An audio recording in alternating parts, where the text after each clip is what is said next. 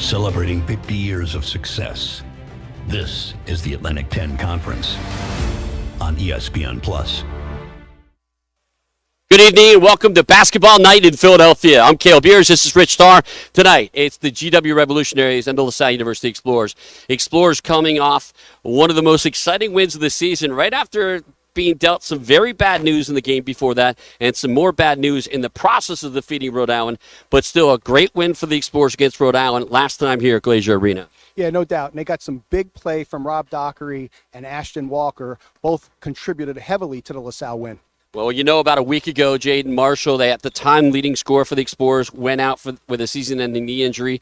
The Explorers overcame a 7-1 deficit against Rhode Island, due in large part to Jerome Brewer hitting a three-pointer, upon which he suffered a season-ending injury as well. So that's 6 regular rotation or starters the Explorers are without now due to these injuries, and yet they just keep fighting. And that's the interesting part about this coaching staff. Somehow, some way, they continue to get this team to play hard. So these two teams met up about a month and a half ago in Washington, D.C. The Revolutionaries pulled away late in the second half, won by 22. All eyes are usually on Rafael Castro. He's been injured for a while, but they're not a one-trick pony. No, certainly not. 6'10" Luke Hunger has stepped up to the plate. Now, imagine this. In the first game against LaSalle, he played 8 minutes and had 2 points. Since the injury to Castro, he stepped up big time. In the last outing against VCU, played 37 minutes, scored 24 points, and had 10 rebounds. And the Explorers are getting contributions elsewhere as well. In the absence of some of their leading scorers, Ashton Walker put in a tremendous performance in the win Saturday against Rhode Island. Well, the big thing about Ashton Walker is he's starting to hit that outside shot. He was 4 for 5 from three-point range. As we know, Ashton loves to get to the basket, but when he's making that outside shot, makes it much easier for him to penetrate. It'll be blue and gold throughout the arena. The Explorers and the Revolutionaries come up next.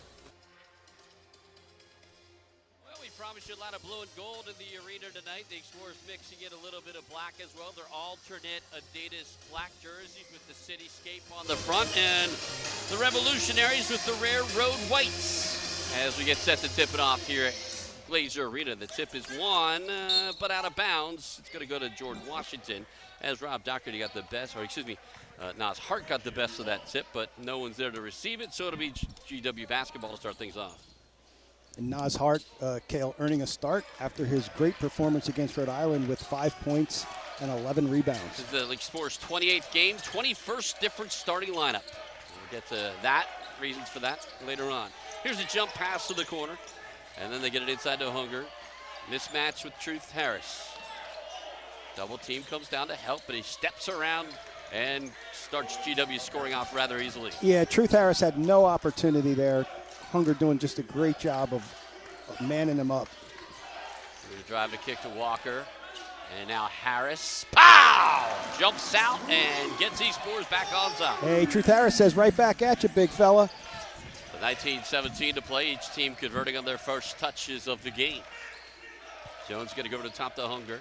Hunger now is a mismatch with Jaden Johnson. They bring a second man into him in the zone defense. Good patience for the Revs on the perimeter. Aaron Grin to Autry, into Hunger again. This time it's Dockery, goes over the top, deflected, but not enough. And Castro gets on the board for the first time since missing 6 games due to injury.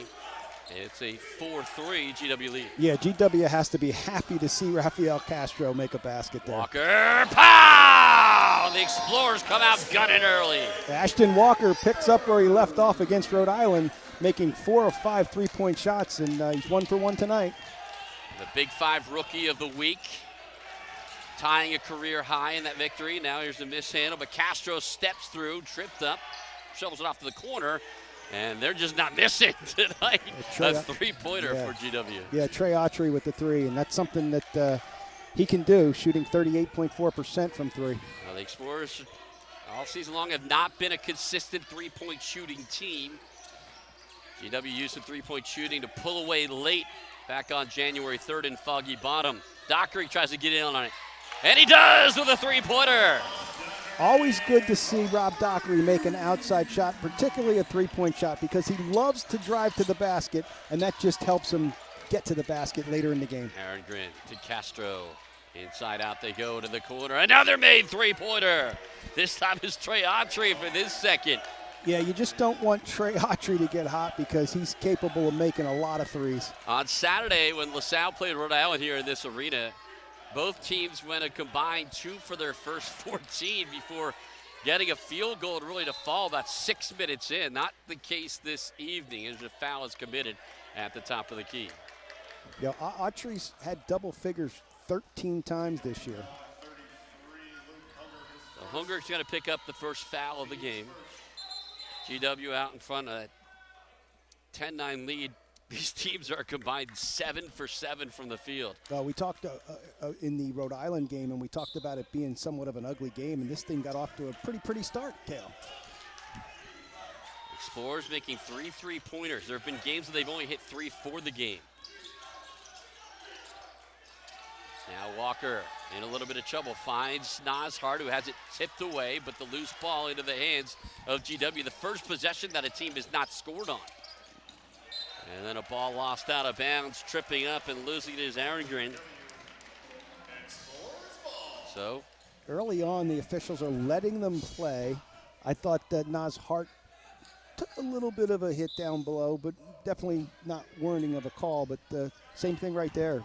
Referees just let them play. When these teams played in the Nationals Capital at the turn of the calendar year, the Explorers went 5 for 17 from the arc. The Revs 9 for 25. Here's a kick and a mishandle and 2 quick turnovers for the Explorers on consecutive possessions. 10-9 GW lead.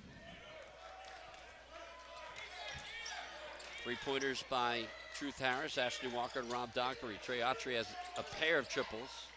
Castro sees a double team, stolen away by Truth Harris. Yeah, LaSalle pretty active on the defensive end. I like what they're doing so far. 16:27 to play here in the first half. Of 10-9, George Washington lead. After hitting their first 7 shots combined, now here's Truth Harris. Pow! Over Rafael Castro at that. So Harris with 6 points, and this Explorers up 12-10. Kick to the corner. Jones trying to work on Harris. Draws a foul, and that'll bring us to our first scheduled break. A quick 4 minutes of play here in Philadelphia. Both teams coming out firing. Neither has missed the field goal yet tonight. 4 for 4 on each side, but the Explorers take the 2-point edge into the break at 16-minute mark. This is Atlantic 10 Basketball live from Philadelphia on ESPN+.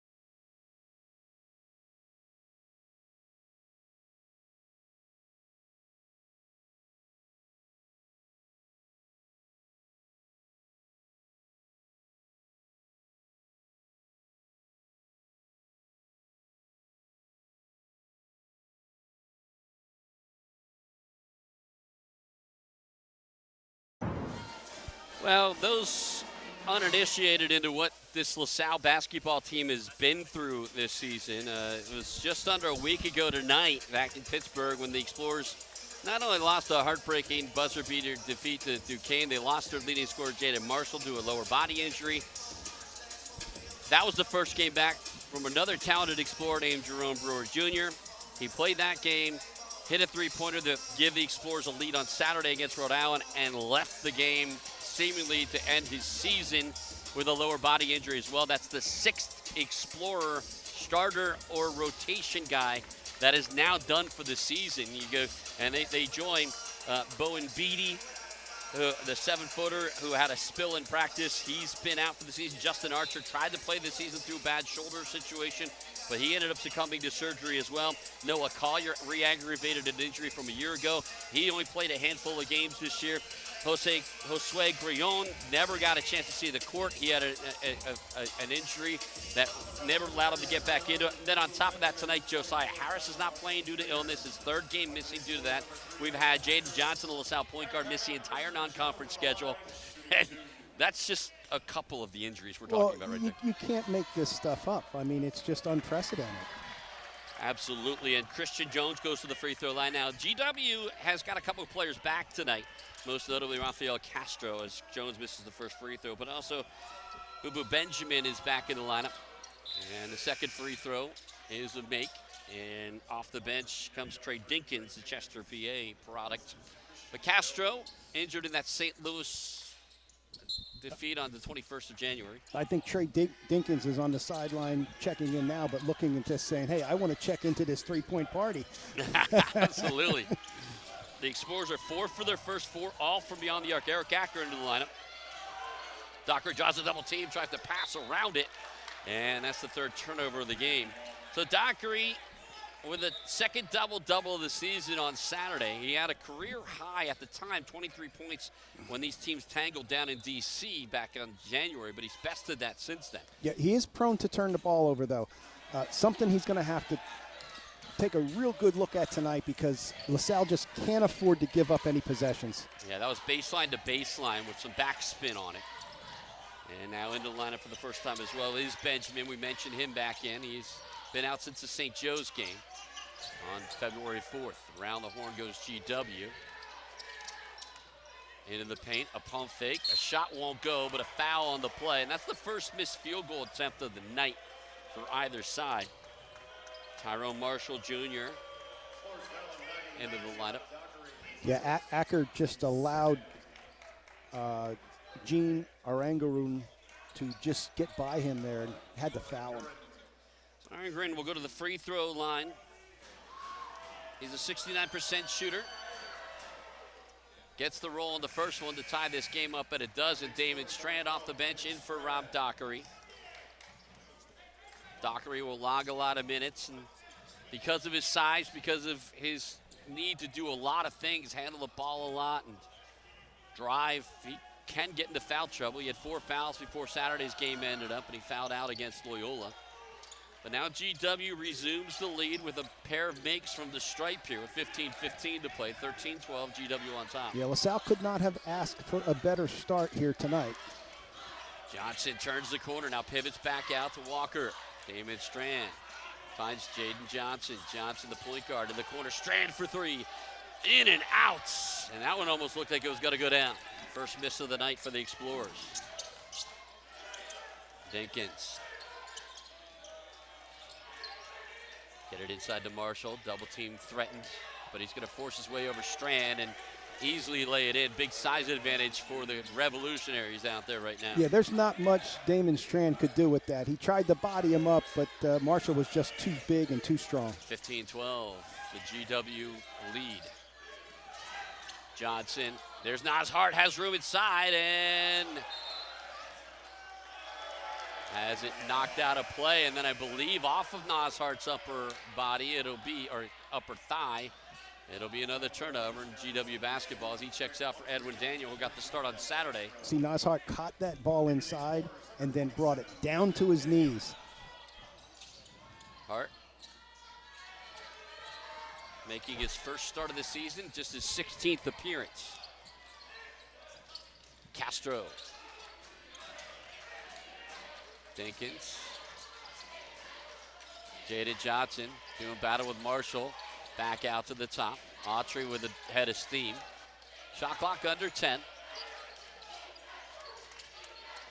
Dinkins trying to shake his man. Cannot. 3 on the shot clock. He's in trouble. Pump fakes. He's going to lead in there, take a shot, and a shot clock violation. Great defense there by Ashton Walker. Yeah, really good job by Walker, taking away the baseline. And so the Explorers force the third GW turnover. 15-12. The Revs on a 5-0 run that started with those 2 free throws at the 16-minute media timeout. Now Jaden Johnson drives and kicks. Acker pivots back to Strand. Johnson thinks about the 3. Takes the 3-pointer. That one won't go. And a rebound by David Strand. He's going to pump fake. He sees all kinds of traffic, so trying to get it back out, but instead it's a turnover. Yeah, got inside, and then Rafael Castro just took a swipe at it and got all ball. And here's a steal. Jaden Johnson has a step on Marshall. Pump fakes and a block shot successfully, but Ashley Walker then will be fouled from behind. So the size of the Revs really causing the Explorers fits. They force their 4th turnover, and they'll have the ball underneath after the foul from behind. It's either Castro or Marshall. Yeah, and here comes Jaden Johnson. Could have been a little bit of a foul there, but he definitely got fouled right there. Yeah, could have been a foul on the initial take. Could have been a shooting foul easily. Yeah, the officials so far are letting them play, and I don't have a problem with that as long as they let them play on both ends. Walker will get a breather as Truth Harris checks back in. But to your point, Cale, which you made a great point, GW's size is creating a little bit of a problem for LaSalle. Strand for 3, but he can't make it. That's his specialty, but he hasn't been able to connect on his first 2 tries. And now the Explorers are scoreless for the last 3 minutes and 8 seconds.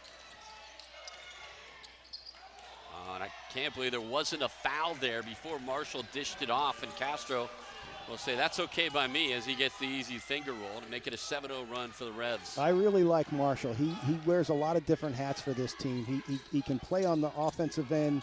He defends well. He can pass, rebound, just does a really nice job for GW. Now Truth Harris drives and kicks the Strand. Around the horn he goes to Dockery.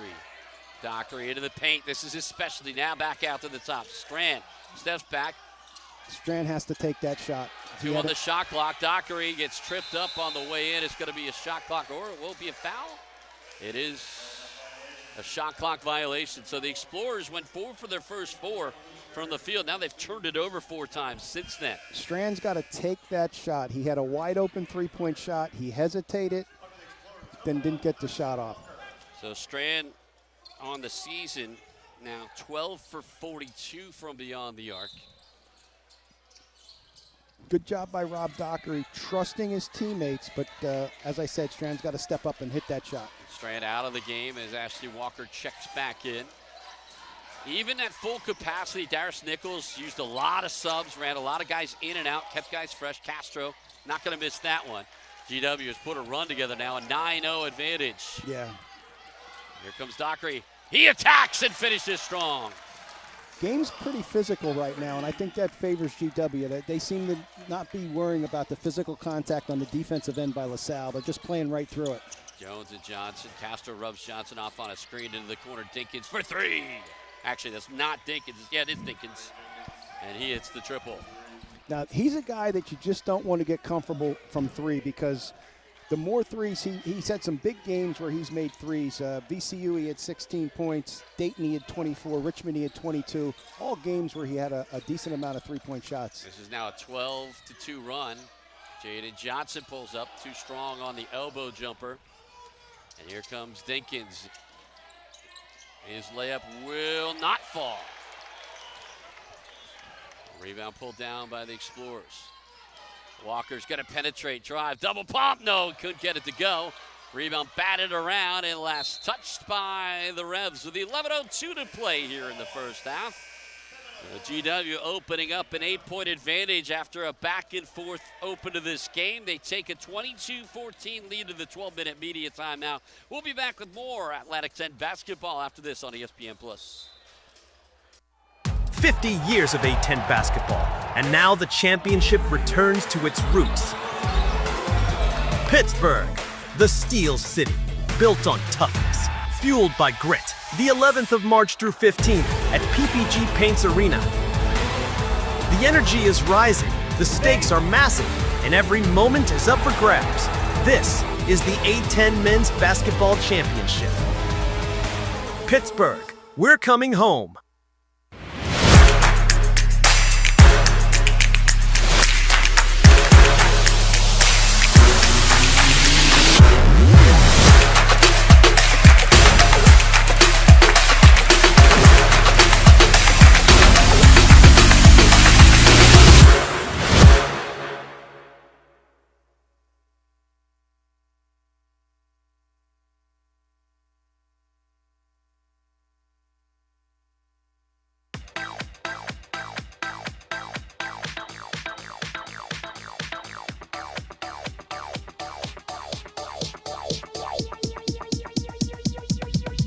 I need to try it first.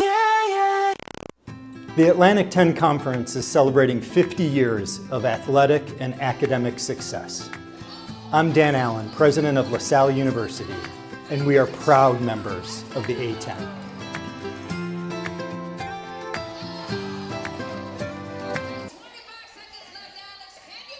Fans, don't miss our next home game, March 4th against Fordham. It'll be Speedy Morris Honor Nights, or the all-time winningest coach in LaSalle men's basketball history, to be honored on March 4th when the Explorers have their return matchup against Fordham here at Glazier Arena. Tickets can be purchased at goexplorers.com/single-game-tickets or connect the ticket office at 215-951-1999. It's going to be the final home game of the season, and we will honor the great Speedy Morris, my broadcast partner Richie Tarr's old coach, and a fixture here at games. That's going to be March 4th, 215-951-1999, or goexplorers.com/single-game-tickets to be a part of the action on March 4th. Well, you know, Speedy Morris certainly changed the culture here when he came into LaSalle, and you know, we went from being not a very good team to winning the league and going 17-0 my senior year in the MAC conference and in the NCAA tournament. Prior to that, my junior year, we went to the NIT finals. You know, he just changed everything here at LaSalle and certainly deserves to be celebrated. He's not with us tonight in the arena, but his son Keith is sitting over there in the normal spot. In the meantime, the current edition of the Explorers started off hot, but they've had just 2 points to the last 12 that GW has put up there. And they've now opened up a 22-14 lead. The turnover's piling up here now. And here's a near steal as the Explorers turn it back around and get the 5th turnover on the Revs. Here's Acker. That one won't go. Putback won't go. And then eventually Castro gets the rebound. Dinkins with a pump fake. Looks to drive. Guarded by Truth Harris. 22-14, the Revs on top. Dinkins for 3. That one won't go. Ashton Walker gets the rebound. Diagonal pass easily stolen by Dinkins. Not enough on it. And now trailing the play. 2 Revs take each other out of that one, but goes right into the hands of Hunger, who lays it in. Yeah, Luke Hunger, just big and strong. Just nice step through against Ashton Walker. He initially had that ball knocked out of his hand by Rafael Castro. 9:55 to play. Here's Truth Harris. Pow! And he knocks down his 3rd triple of the night. Yeah, and that was a shot taken very early in the shot clock, and that just tells you Truth Harris is feeling it right now. The Explorers made just 5 3-pointers in 40 minutes on January 3rd at GW. They have 5 already tonight. 9:30 to play here in the first half. Christian Jones. 6 on the shot clock. Dinkins will pull it, foul line extended. That shot won't go. Nas Hart gets up there and pulls down the rebound. Dockery now. In traffic, turns it over. 2nd turnover. Jones in the open court. He's going to avoid the defender and lay it in. Yeah. That's turnover number 7 on the Explorers. Nice athletic move there by Christian Jones. But Rob Dockery's just got to settle down a little bit. Trust his teammates. Don't try and do too much. You're going to draw a lot of attention. Kick it to the open player. 8 points off turnovers. Acker. He knocks down a triple as well. Eric Acker into the action. What I like about this is it's pretty obvious to me that the LaSalle complimentary players realize that they have to step up tonight if they have a chance. Hunger. Shot on the rim. Got it to roll despite possibly even being fouled by Dockery. He's just so strong in there. And so we featured Hunger in the pregame show. He has 6 points. Now, the first meeting against LaSalle, as I said in the pregame, he only played 8 minutes and had 2 points. Castro keeps his feet and gets the shot block on Dockery. Through traffic. Mishandled but out of bounds, and that'll be turnover number 6 with 7:59 to play here in the first half. GW, where they were when we took our last time out, with an 8-point advantage. 28-20. The Revolutionaries on top with 7:59 to play from Philadelphia. This is Atlantic 10 basketball on ESPN+.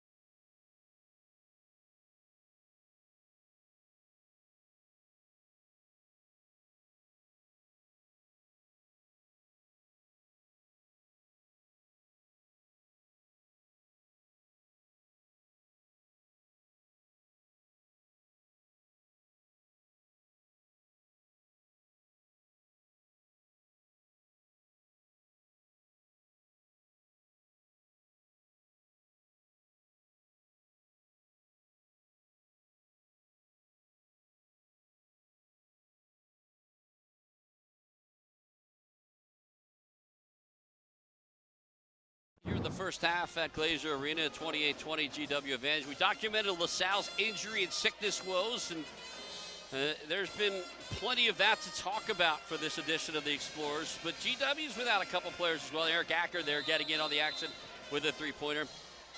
They have Rafael Castro back, who's one of the better players in the Atlantic 10 tonight. He missed 6 games, but they are without their second leading scorer tonight, Garrett Johnson, who is averaging 13 a game. But as you mentioned, Luke Hunger has really picked it up over the last month of the season. Well, yeah, he's somebody that, again, wasn't getting a whole lot of time. But with Castro being out, over the last 6 games, he's averaged 18.5 a game, 8.7 rebounds on 56.7 field goal shooting in 33 minutes. So he's absolutely made the most of his time, giving Chris Caputo a nice problem to have. As you could see tonight, he started both Castro and Hunger.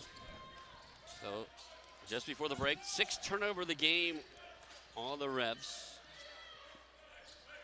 Truth Harris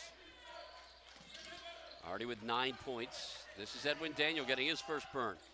Kick to the top, Acker for 3. Pow! Eric Acker connects on his second. And again, Acker shot that with a whole lot of confidence. Explorers are 7 for 10 from beyond the arc. They've cut the lead to 5. Hunger. Autry. Hunger's a little bit further away from the bucket. Goes to work on Daniel. Kicks it back out to the top. Down the lane. A layup and a foul on the play. What a great drive and finish by Trey Autry. Yeah, that's just good athleticism, getting to the basket, hanging in the air, and making an acrobatic shot. Autry, 79% shooter. Here's Hunger, the big guy, recognizing that he doesn't have a guard on him this time, so he finds a guard to take it to the 10. Put a little English on that ball. Autry with the and one. This is the largest lead of the game now for the Revs, an 8-point advantage. 7:10 to play here in the first half. Jaden Johnson comes across midcourt, and he's fouled on the play, or Truth Harris is fouled on the play, getting tripped up, coming to a spot by Boo Boo Benjamin. That's just the 3rd foul called on the Revolutionaries. The Explorers have had 3 fouls called on them. Walker and Acker back in, Dockery out. That's an interesting substitution by Coach Darius Nichols there. I thought Marshall playing Dockery was a really good matchup for GW. Now Johnson with under 7 minutes to play. Trying to turn the corner on Hunger, double pump, and draws the foul. It's going to be Marshall picking up this one. Marshall picks up his 4th team foul, and Jaden Johnson goes to the stripe. Getting to the free throw line was supposed to be a big part of the Explorer offense under first-year head coach Darius Nichols, and they still try to do that, but obviously with all the missing pieces out, scoring in general has just been a struggle at some times this year as Johnson misses the first free throw. Well, it hasn't been uncommon this year for LaSalle to be playing a team that is scoring 15 to 20 more points, averaging 15 to 20 more points than them in a game. I mean, that's been a common theme all year long. Yeah, tonight this Revs average 83 points. The Explorers 65 a game, so it's almost a 20-point difference in average between these two squads. There's a drive and a kick. Benjamin. Arendron. 6:40 to play. Hunger. Dishes it off. Arendron. Benjamin gets ahead of steam. His layup will not go. The tip-in won't go either. And Daniel gets the rebound.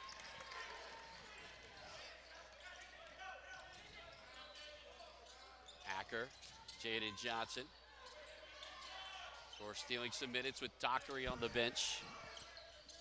Now Acker. Acker thinks about it.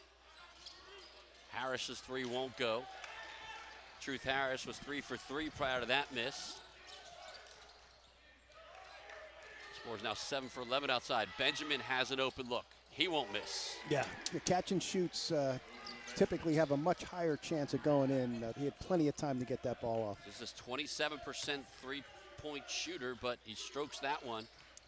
Barely rips the net. 10-point lead for the Revolutionaries. Now Johnson will step back for 3. Nope. That one won't go. Explorers got to be careful they don't get into a mode where they're just settling for threes. They don't have the size, but without Dockery, there's not many people that can drive on this buff and blue squad. Yeah, we're having a hard time defensively right now. We basically have 4 guards on the floor, along with Edwin Daniels. Daniel, now Marshall with 9 on the shot clock. He's going to try to drive, pump fakes, pivots. Yeah, see, what a great stop and go. He just got Daniels off his feet, and then he's got a bunch of, for lack of a better term, midgets there.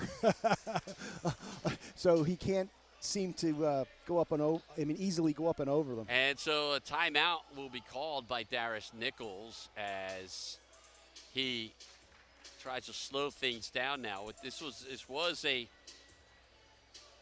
well, still both teams, well, GW shooting 74% from the field, so they have not cooled off. The Explorers, who opened up 4 for 4, are now 4 for their last 15 from the field, but they're 7 for 12 from beyond the arc. So they're shooting 42%, but that's 31% lower than what GW is shooting. And they're not relying on the three-pointer. They've taken 7 less three-pointers than the Explorers have, and that's just exploiting the size advantage. To your point exactly. They just have such a size advantage that they'd be silly not to.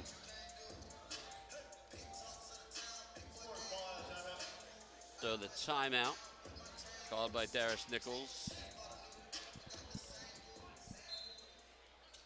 There are 3 scholarship players on the bench for Darius Nichols after the injuries to 6 starters and rotational players, and tonight's continued illness of Josiah Harris.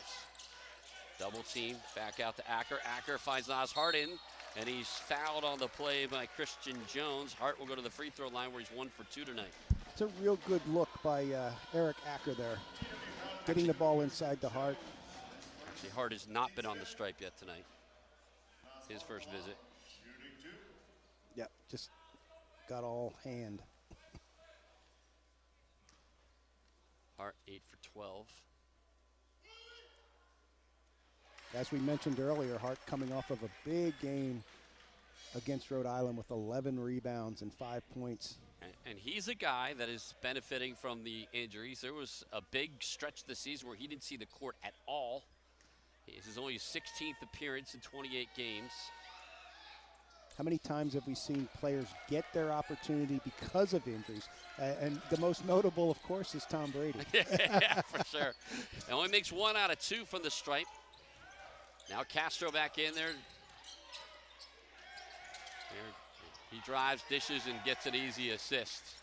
Aaron Guerin does a great job of cutting to the basket when he sees Castro going baseline. Largest lead of the game now for the Revolutionaries, a 13-point lead.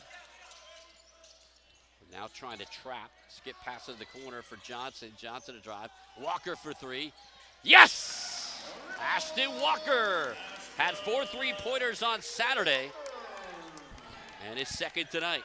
As that part of his game improves, that makes him a really tough player to defend because he's so good at getting to the hole. Explorers very active in the zone now, and so active that Nas Hart takes out Marshall on the drive. So with 3:57 to play here in the first half, the Explorers trying to reel GW back in. They do it with a 3-pointer from Ashton Walker. The Explorers are now an uncharacteristic 8 for 13 from beyond the arc, but they trail at 38-28 with under 4 to play in the first. This is Atlantic 10 basketball at ESPN+.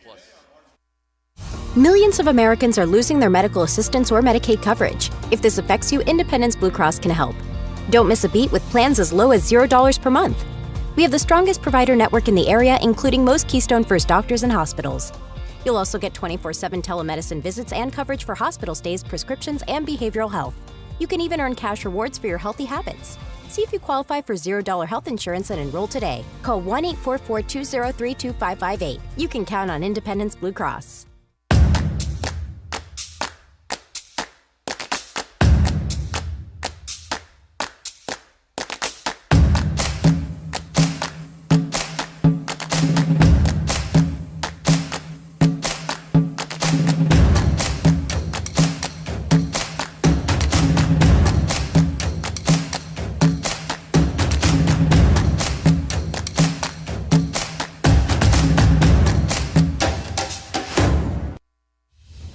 For 50 years, the Atlantic 10 has stood for more than competition, creating a legacy of leaders and legends.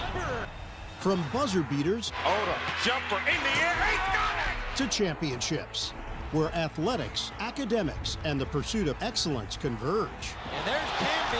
As we celebrate the 50th anniversary of the A10 Conference, Nelson. we honor the past, embrace the present, and look forward to the future.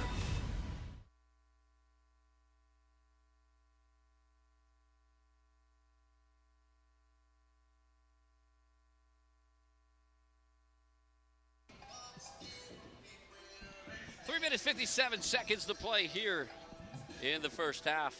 The Explorers already 8 3-pointers made here in the first half. It's not been a standard part of their attack, but in recent games they've been able to knock down a couple 3-pointers, including on Saturday when they've defeated Rhode Island. In that win, they went 6 for 16, so the Explorers have already bested that here. Behind 9 points from Truth Harris, 6 from Ashley Walker, and 6 for Eric Acker. Stick around on the Explorer Halftime Report, brought to you by Freedom Enterprise. Rich Tarr will talk to head coach Darius Nichols. That sideline interview will be brought to you by Liss and Marion Personal Injury Attorneys, who are also the presenting sponsor of tonight's game. Liss and Marion Personal Injury Attorneys. So GW still shooting 75% from the field. The Explorers 9 for 20. Normally 45% wouldn't be that bad, and 62% from the arc would be phenomenal. There's a 5-second violation on the inbounds. The Explorers with great defense, forcing the 7th GW turnover. 38-28, the Buff and Blue lead.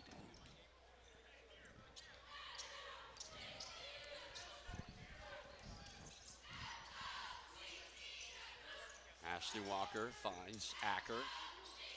Acker to Johnson. Johnson to Eric Acker again. Ashton Walker for 3. No good, long rebound. Nas Hart chases it down, saves it back in. To Jay Johnson, who gets bumped off the ball. I think the officials thinking no harm, no foul there. Johnson kept the possession. That's really great hustle by Hart. Now Dockery. Back to the top. Acker into the corner. Walker's going to go baseline this time. Jump stop, passes it back out to Acker for 3. Pow! Ho-ho! Ashton Walker with a dime and Acker with a 3. Yeah, excellent penetration, drawing 2, kicking it back out to Acker for the 3. 9 for 15 from the arc of the Explorers. They cut the lead down to 7. Baseline is Marshall. He likes this matchup against the much smaller Acker. Double team comes his way. Jump passes out of it. Around the horn, they find Autry at the top for 3. That's a textbook break of a double team. Yeah, absolutely. Great job by GW there. Just moving the basketball. LaSalle doubles, and GW makes them pay for it. So the Explorers have taken 10 more 3-pointers than the Revs have taken, but the Revs have only missed 1. It's a 2-point game that's really been the difference in this. Dockery has room to drive, draws the foul. That's what he's good at. That's what gave the Explorers a double-digit lead on Saturday against Rhode Island. He's been a little bit quiet here with 3 turnovers and 5 points, but he's on the stripe here for 2. Kale, we just have to be honest. This is would be a monumental task, considering, what LaSalle has available to them tonight for them to come away with a victory here tonight. But I got to give them a lot of credit. They're really playing good basketball right now. You had mentioned a stat that's of note. If you're looking at the team box score for the season, Jaden Marshall's listed there as the lead scorer. Dockery hits a free throw with 12 points. Jerome Brewer's listed as the second lead scorer with 11.2 points. They're no longer available. They're done for the season. That third lead scorer with 10.2 points is Rob Dockery, last man standing. Well, the interesting thing about it is coming into the Rhode Island game, the last game, Rob Dockery was averaging 9.9. He gets 19 points, so it pushed him over 10, or we would have been coming into this game with no double-figure scores. He makes a pair of free throws here, so Dockery was 7 points in the game. And the Explorers are keeping within reach of GW with an 8-point deficit, 2.5 to go here in the first half. Hunger tries his hand. 3-pointer won't go, but an offensive rebound back out to the top. And that one won't go. Ashley Walker fell to the deck, and it came right into his lap. Yeah, but he started dribbling on the ground, and that's why he wasn't called for travel for getting up with the basketball, because he was dribbling while he was on the ground. Johnson finds Nas Hart. His runner will go. And the Explorers cut the lead down to 6 with 2 minutes to play. And that's a much-needed basket by Nas Hart, just to give him some confidence on the offensive end of the court. Dinkins gets it back, looking for room. Now skip pass to the far side. Castro has it knocked away, and a foul on the play. Aaron Grin will send the Explorers to the stripe on the other end for a 1-1. So this is shaping up to be a potentially good closeout of the first half, depending on what happens over the next $1:40. Yeah, and I think it's important to mention, too, that, you know, GW is not used to having Castro and Hunger on the floor at the same time. So this is a little different lineup for them as well. They're not used to playing with two bigs. Jaden Johnson 1 for 2 from the stripe. The Explorers 4 for 6. This is a 1-1. He misses it. Free throw shooting has been hot and cold for this squad all season. It cost them a victory in Steel City last week and cost them an opportunity to get it to 2 possessions here. Hunger, this is deflected into the backcourt. It's chased down by the Revs, and now turn it back up court. Long jump pass to the far side into Castro. Castro, tremendous use of the baseline for the reverse layup. Yeah, he's limping a little bit on that foot, though. I'd be a little concerned there. He's not running at full strength there.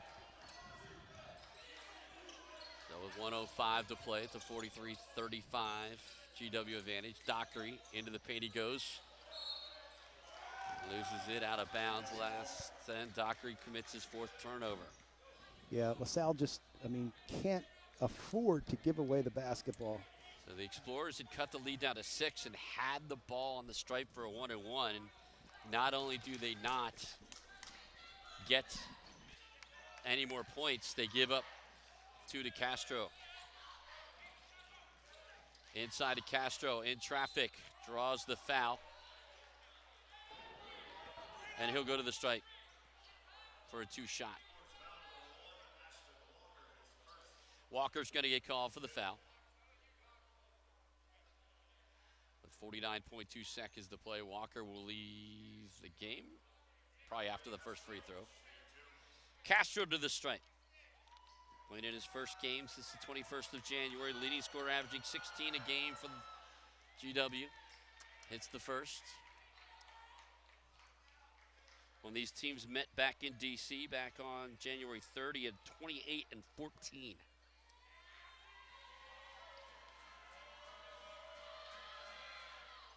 Two for 2 here.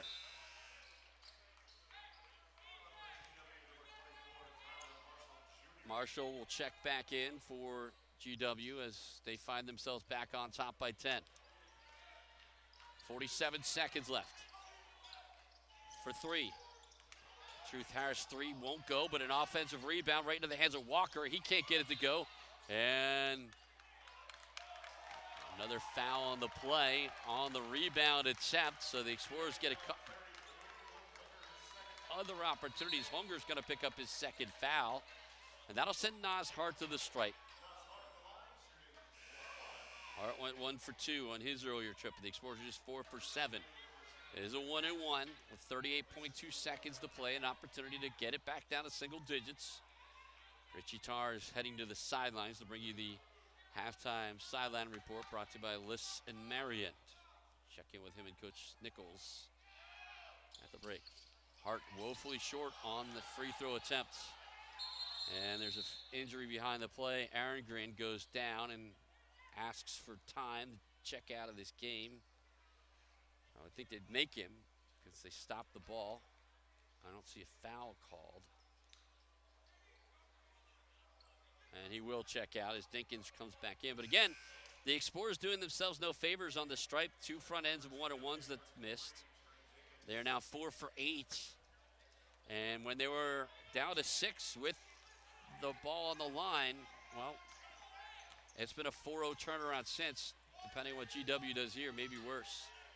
Good cross-court passes. GW lets you go end-to-end on the baseline. They have 15 on the shot clock as Dinkins sizes up Dockery. Into the paint he goes and he turns it over.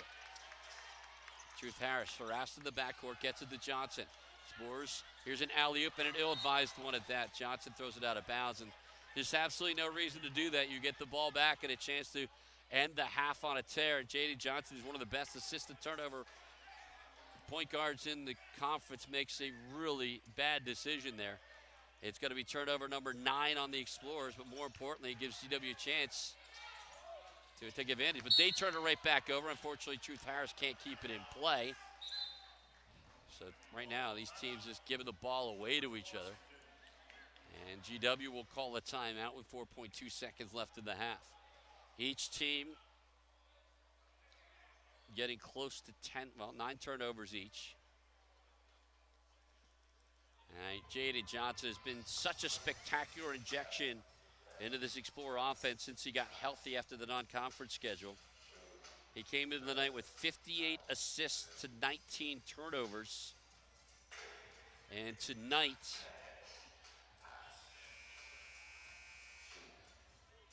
he has 4 assists and that 1 costly turnover.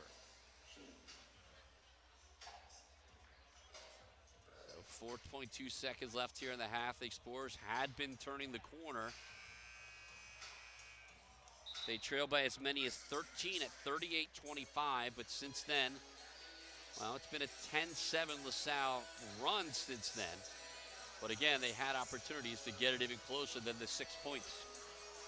Hart, Johnson, Walker, Harris, and Dockery for the Explorers.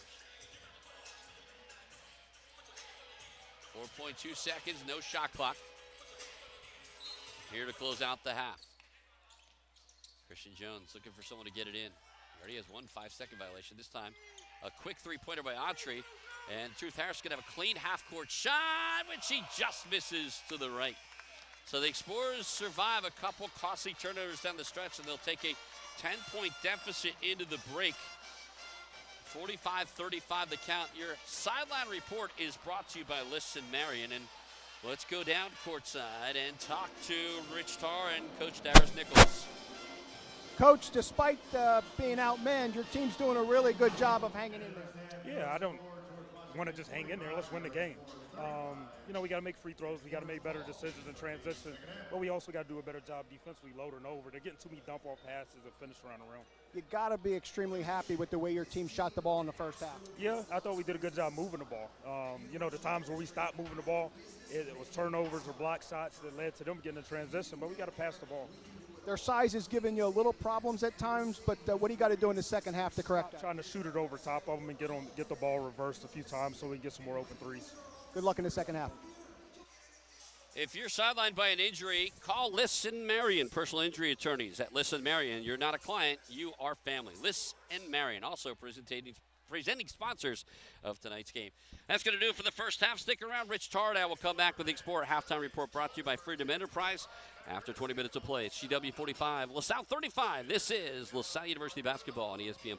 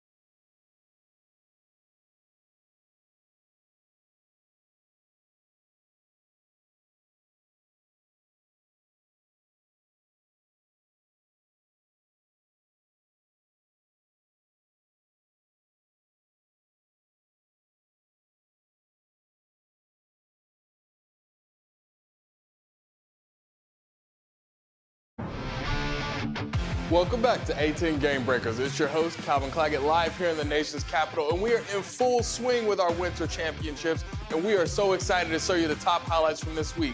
Let's get right into it. Coming live at 5, we have George Washington, Sarah Lewis with the lay, and finish with the go-ahead bucket for the upset win over the Richmond Spiders. Got it to go! That's what you have to do, Kenny. Go to the basket. At number 4, we have Rhode Island's Jonah Hinton going berserk, draining 9 threes, handing St. Louis its first conference loss of the season. Oh, yeah! Jonah Hinton from way downtown. At the number 3 spot, we have St. Bonaventure's Andrew Asasui having his own block party against St. Joseph's, finishing the game with his career-high 8 blocks. Dayton fans, number 2 is just for you. Deshane Montgomery putting the nail in the coffin with the windmill slam.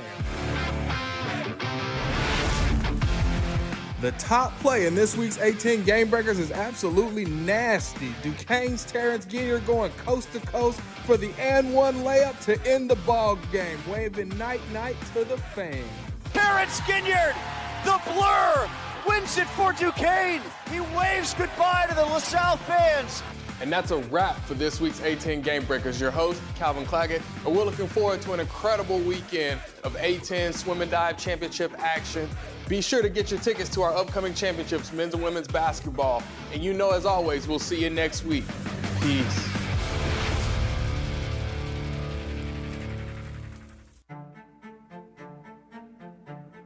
At the start of the 21st century, the Atlantic 10 was enjoying a long period of stability and success.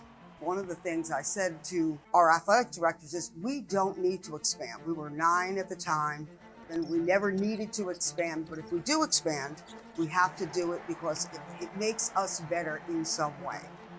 While the league remained largely consistent, it did see a few changes, welcoming Richmond in 2001 and St. Louis and Charlotte in 2005. It kind of opened up a lot of things. And you might not be as compatible in terms of geography, but there were other ways that Richmond was compatible. Xavier and Dayton were compatible in that they had good, solid basketball programs. But by 2012, the tide of conference realignment was rising across college athletics, and the A10 couldn't avoid the pull. Within a year, 4 members, including Temple and Xavier, had announced their departure, setting off a period of transformation that would reshape the league's future. They saw the possibilities of a VCU, of a Davidson, for 2 examples. They developed a kind of a game plan, if I can use that word, to go after the people that would really fit, and not just fit, but help with that whole elevating image, brand, and geographic location.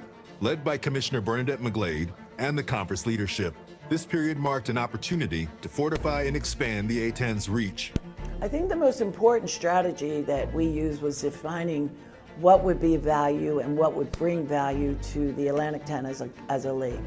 And we wanted the profile of the institution to have a tremendously strong academic pedigree, a tremendously strong athletic broad-based program, but also basketball-centric. I think it could have been a huge bump in the road, but I think the leadership of the conference guided the conference through there almost flawlessly with the additions that were made and how the impact those schools had. I think a lot of conferences may have been crippled by that, but not the Atlantic 10. They went out and got quality programs. They went out and got quality educational programs. They've been able to match the teams that have replaced the others, you know, and it's caused the conference really not to lose a beat, quite frankly. As membership evolved, so did the Atlantic 10's geographical reach. No longer confined to the East Coast, the addition of new programs and their loyal fan bases broadened the conference's profile, making it increasingly attractive to national sports networks. The results soon followed. In 2014, the A10 received 6 NCAA tournament bids, underscoring its emergence as a major force in college basketball. I certainly would never underestimate the value of what great media markets and that brand extension has for any Division I conference. And certainly it's been tremendously valuable for the A10. In 2022, Loyola Chicago further enhanced the conference by joining. bringing with them a robust basketball program and access to one of the nation's top 5 television markets. This expansion not only solidified the A-10's competitive standing, but also positioned it for continued growth and relevance in collegiate athletics. The A-10 has really had a formidable growth and a formidable progression, and I have no reservations believing that the next 50 years will be even more impressive than the last 50 years. Welcome to the Explorer Halftime Report, brought to you by Freedom Enterprise. KOBR's Rich Starr. After 20 minutes of play, your thoughts? Well, my first thought is my interview with Darius Nichols. I'll tell you, I love this guy. I said to him, your team's hanging in there. And he says, well, we just don't want to hang in there. We want to win. Yeah, I was talking to a couple folks tonight about that. We told Darius, hey, listen, things are going tough. The injuries are, really beating you up and stuff like that. We don't need to do a lot of interviews because, we know yet. He's like, no, anytime you want to talk, we'll talk. And he just takes it as it is. He makes no excuses. Doesn't matter how many guys have been injured.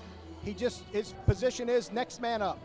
So the Explorers' three-point shooting hasn't been their friend a lot this year. They're not a great three-point shooting team, and they've lost their best shooter in Jaden Marshall, and they give up a lot of 3 points to opponents as well. That's held true tonight, but boy, they're staying into this game because they're hitting three-pointers on their own. 9 for 16 is unprecedented for us, and when you look at how undermanned we are, the players that are coming in, Eric Acker, Truth Harris, just doing a real good job of stepping up. Yeah, 9 for 16. There have been several games when the Explorers have gone like 3 for 15, 3 for 18 from beyond the arc, so 9.5. We'll look it up. Could probably be a best half this season, but GW is flexing in other areas of the game that are giving them the 10-point lead at the break.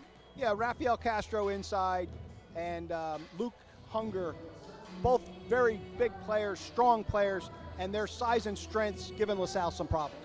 24-4, the scoring in the paint advantage for GW. So you're the coach.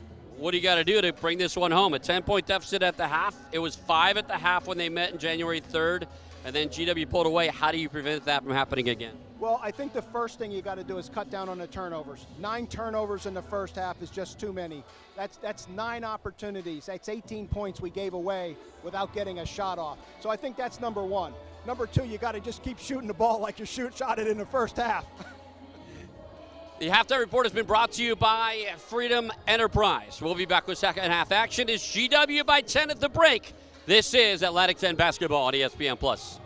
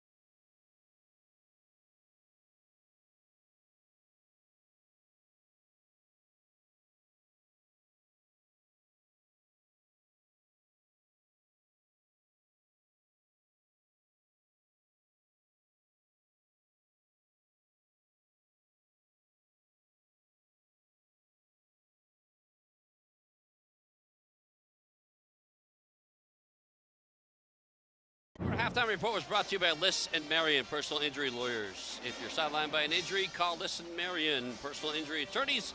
At Liss and Marion, you're not a client, you are family. Trey Autry leading the Revs with 12 points at the break. Rafael Castro with 10. The Explorers would be led by Truth Harris and Eric Acker. 9 points each, all coming from beyond the arc. The Revs were 68% from the field, 5 for 9 from beyond the arc at 56%. LaSalle shot 11 for 25 from the field at 44%, and 9 for 16 from beyond the arc at 56%. The Revs were 6 for 7 from the free throw line, and the Explorers were 4 for 8. GW out-rebounded the Explorers 14 to 11. Turnovers even at 9 apiece. Points off turnovers, 10 for GW, 9 for LaSalle. Ashton Walker, Jaden Johnson, Nas Hart, Rob Dockery, and Truth Harris to start the second half for the Explorers. It's Autry, Jones, Hunger, Castro, and Aaron Grin. Starting 10 for both squads. Truth Harris way off the mark on that one. Launches a three. The Explorers open up 4 for 4 from beyond the arc, but they've cooled off significantly since then. They are now 5 for their last 13 since that torrid opening. Hunger goes over the top. Castro catches and avoids a strip by Jaden Johnson. I think they're going to call that on the ground because the shot did go up, and I think it went through. So it's going to be a non-shooting foul. Jaden Johnson gets called for the foul. That's a nice play there by GW to bring Hunger high to the foul line and then throw it down into Castro. Now Castro's going to go to work on Nas Hart. Pump fakes, takes the jumper, draws the foul, and hits the shot. Well, that's classic Rafael Castro right there. Getting the ball in the paint, shooting a nice soft jumper over Nas Hart. Hart's the first Explorer with 2 personal fouls. Hart getting his first start of the season in his 16th appearance. Hart got him at some point. Looked like Castro got a pretty clean lift on that one. Now in the end, one opportunity. No good. Walker gets the rebound. Explorers had 50 rebounds in their win against Rhode Island Saturday. Far from that tonight. Dockery fakes the pass, misses the jumper, rebound batted around, and eventually last touched by Dockery. I just feel like Rob didn't necessarily have to go up and under there. I thought he had a straight drive right to the hoop. I think he was given a fake pass to the perimeter to try to freeze his defender, but it just made things harder on himself. Autry. Path opened up for him, and he missed the layup. I think he was shocked how open he was. Now Dockery can go end to end. He does so. So Dockery with 9 points. Tripping, falling, and still making the basket, Rob Dockery. Aaron Grin to Jones. Jones to the mid post for Castro. Inside out he goes. Aaron Grin for 3. That one won't go, and Nas Hart tries to chase it down, but it's a GW offensive rebound. Now they go baseline. How about the attention there, Cale, that Castro drew when he caught the ball in the lane? Pass to the corner and a three-pointer. Crisp ball movement. They take advantage of the second chance. Yeah, so Christian Jones, I think he's been the biggest, he'll be the biggest beneficiary of Castro coming back. The last 5 games with Castro being out 6, he has not scored double figures, and prior to that, he scored double figures 13 different times this year. Harris misses his second jumper of the half. Aaron Grin does not. And it's a quick start in the second half for GW. And Darius Nichols calls a timeout right away. He sees his deficit balloon to a game-high 16 points. 53-37, the GW advantage with just 2 minutes and 2 seconds gone here in the second half. More Atlantic 10 basketball coming from Philadelphia when we get back after this.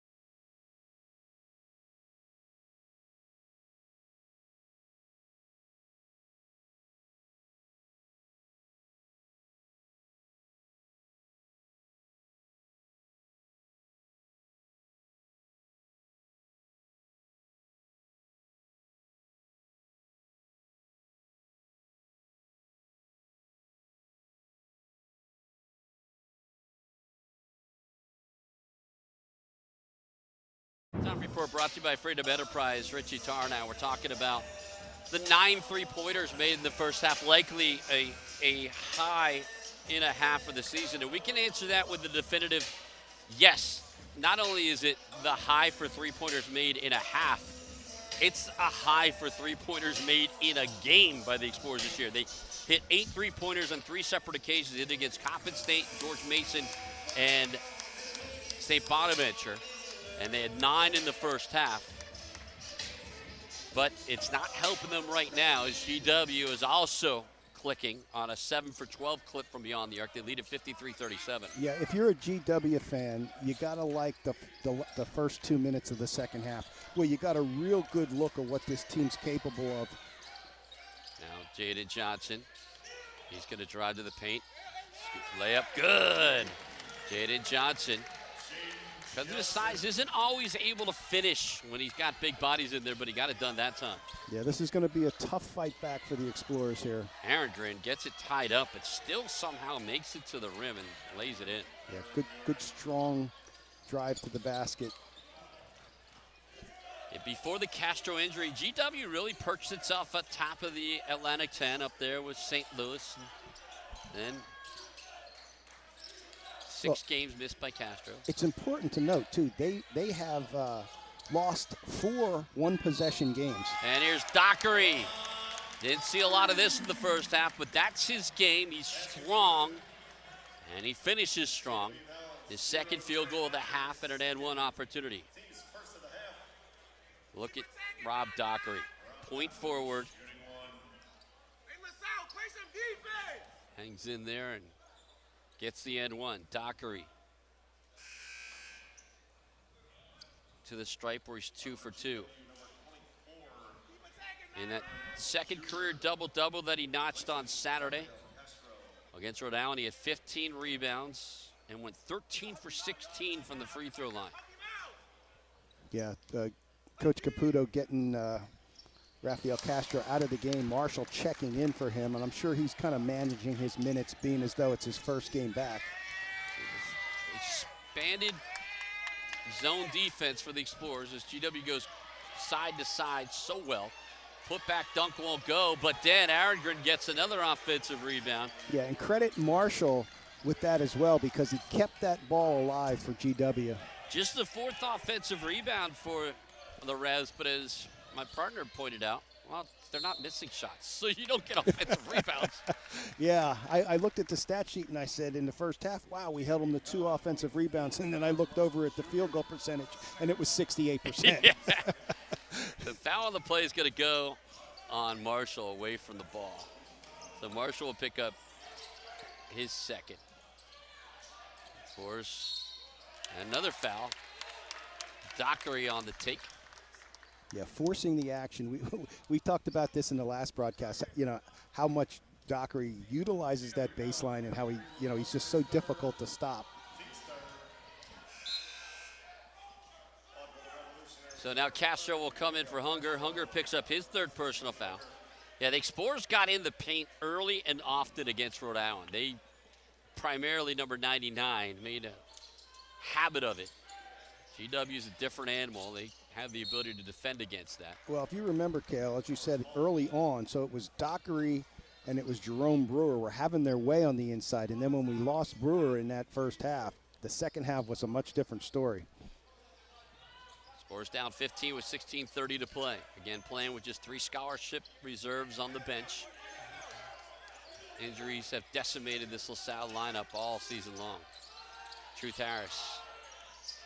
Pump fakes, and he's fouled on the play. So it's the Explorers getting some whistles. Autry will pick up his 3rd personal foul. So now Hunger and Autry, 2 starters with 3 fouls, and Marshall has 2 fouls as well. Yeah, LaSalle just slowly took the air out of this game. Could possibly benefit them. Team foul number 4 on the Revs. Just about that many minutes gone. Harris hits the free throw.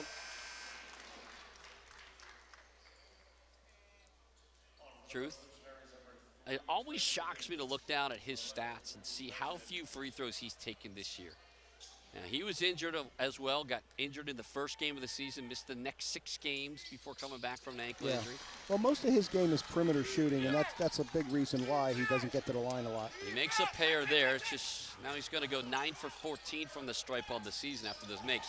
Castro finds himself inside, almost turns it over, but gets it back. I don't think he realized how open he was. He gets it back on the mid-post to the top for Marshall. Thinking about it. Now to the top. Thinkins trying to get by Johnson.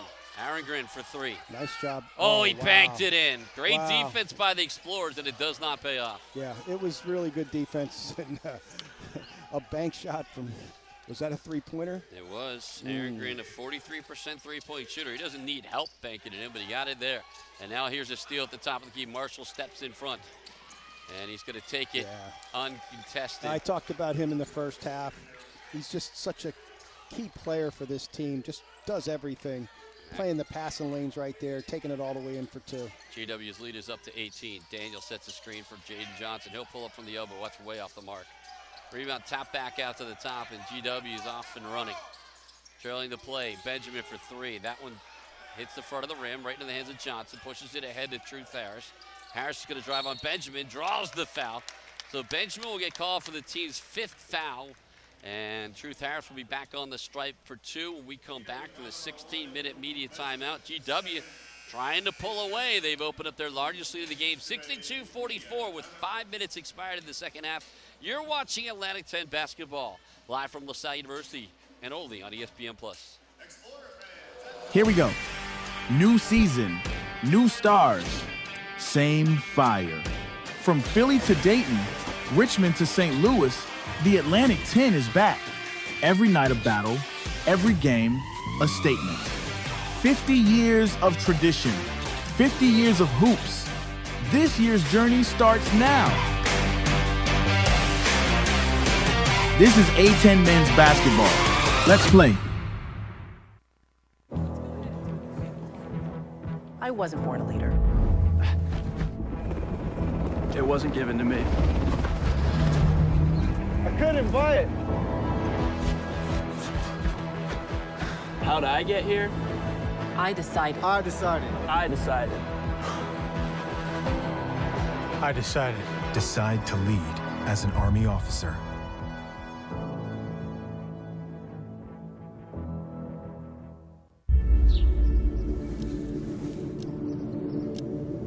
Dear University of... Thank you for your offer. To become student ID number 283471. While I appreciate your desire for my impeccable academic record, I must decline the opportunity to get a generic degree. I've decided to tell my story. To be a student, not a statistic. I wish you good luck in the future as I embark on mine.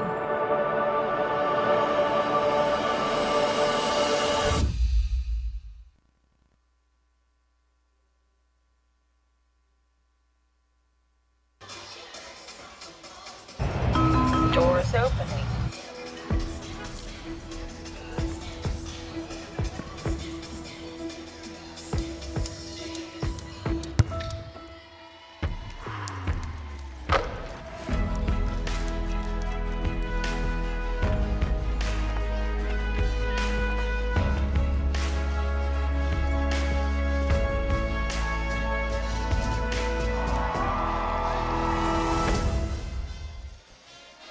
Explorer fans, today's game is powered by you, our biggest supporters. Through the Explorer Athletic Excellence Fund, your contributions help provide critical NIL opportunities for our student athletes, empowering them to represent LaSalle with pride both on the court and in the community. Be part of the success story today. Visit goexplorers.com/NIL to learn how you can support the Explorers today. That's goexplorers.com/NIL.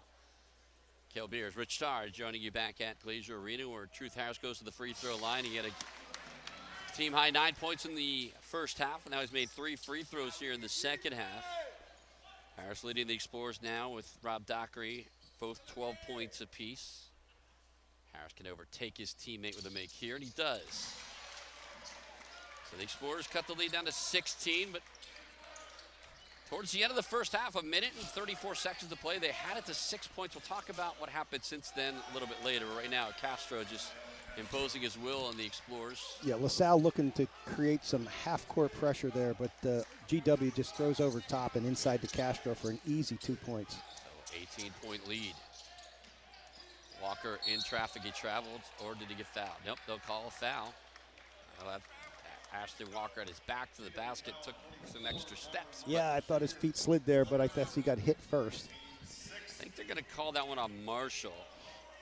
Marshall, if so, will be his third foul. So there's some foul situations to keep an eye on. Here's Nas Hart. His shot way off the mark. Just does not seem comfortable there. Yeah, you're exactly right. He needs to improve his offensive game. That one rolled off the palm. Now here's a near steal from behind by Dockery. Knocks it out of bounds. Yeah, we mentioned at the 134 mark, the Explorers had cut the lead down to 6, and they got a foul to the other end of the court for a 1-1. They could have made it a 5 or 4 point game. They missed the front of the 1-1, and now we're looking at an 18-point difference in a matter of 7 minutes of game time. Castro fouled on the take. That's going to be team foul number 3 in the Explorers this half. And we've talked about those situations all season long. Yeah, we talked about it as missed opportunities, and there's been several things we could point to throughout this season where, you know, LaSalle was in certain games, and there was a certain point in the game where they didn't take advantage of a situation, and it just ended up blowing up on them. So Max Lapassis, the walk-on, will head out there and draw a foul or commit a foul immediately.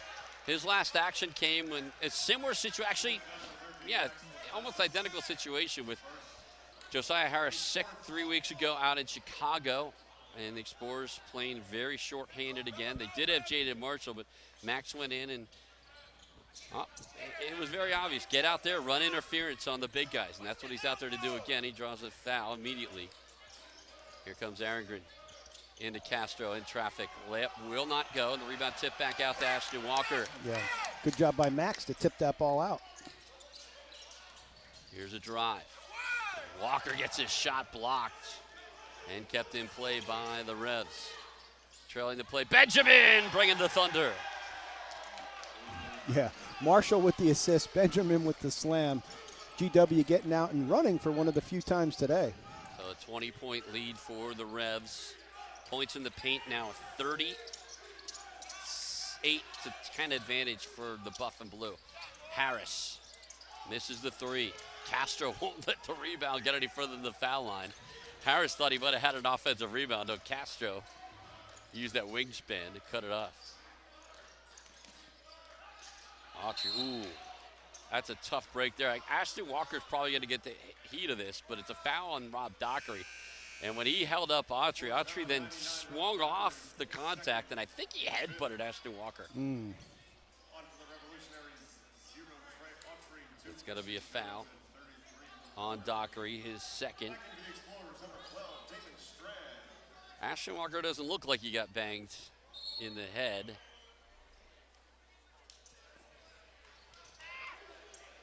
Max Lapassis guarding Luke Hunger. 13-13 to play. It's been all GW here in the second half.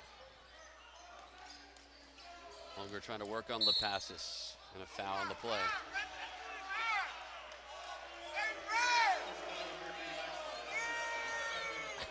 Crowd letting the officials have it.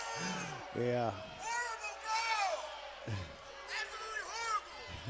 So they're going to go back in and do it again. The walk-on has 2 fouls and 2 touches, and now a layup.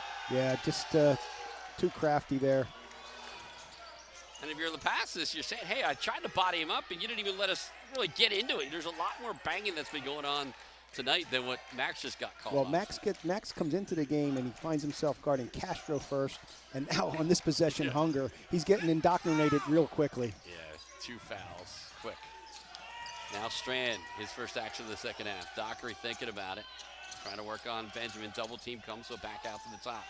3 on the shot clock. Truth has to step back, take a 3, and it won't go. The Explorers here in the second half, just 3 for 11.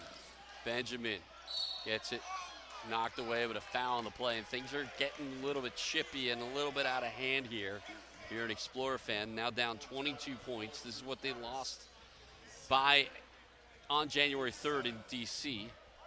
And again, that game was close, maybe a 6-point game with 15 minutes to go. LaSalle played a really good first half and then just got away from them late, in the second half. And that has been a thing that you saw throughout the season happen to the Explorers, even at full strength. Well, they were never at full strength at all this season. They never had their full complement of players.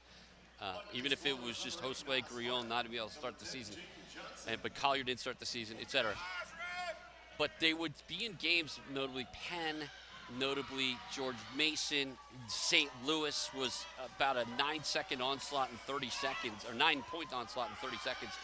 And they just susceptible to those runs. Yeah. And they're anything but full strength now. Dockery steps to a triple team and lays it in with the left side. That's a really crafty move. I thought for sure he was going up on the right side, but a really nice job of using the rim to protect GW from blocking the shot. 14 points for Rob Dockery. Now a step back three. In and out, but Hunger's there for a rebound, and he's fouled on the play. Nas Hart and Truth Harris both in the vicinity. There's some emotions running high here, despite it being a 21-point game. Yeah, Truth did grab his hand. And we're going to take the 12-minute media timeout. 11:57. Both sides will go to retreat to their corners and sort it out here with 12 minutes to play. GW trying to pull away. They lead at 69-48. This is LaSalle basketball on ESPN+.